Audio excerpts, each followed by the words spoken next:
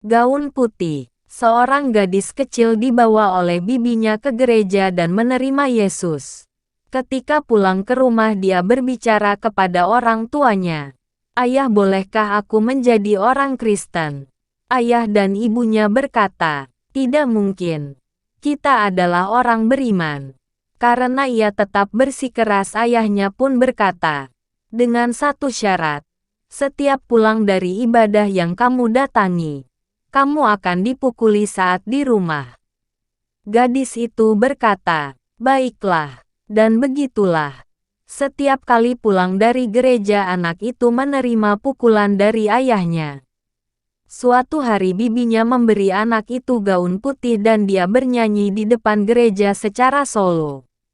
Saat itu dia berusia 12 tahun.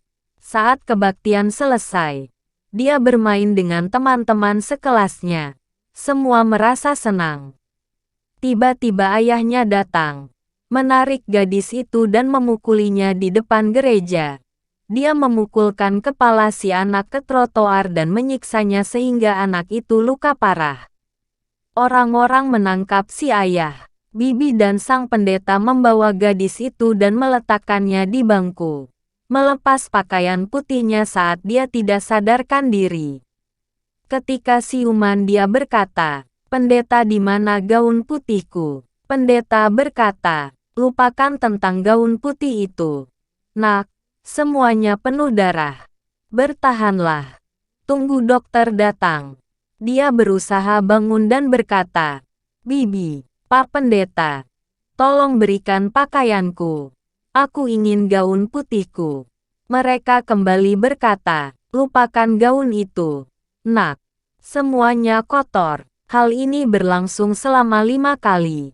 Akhirnya, si gadis kecil berkata, "Pendeta, saya melihat Yesus berdiri di sana. Dan dia berkata kepadaku bahwa dia akan membawa aku sekarang.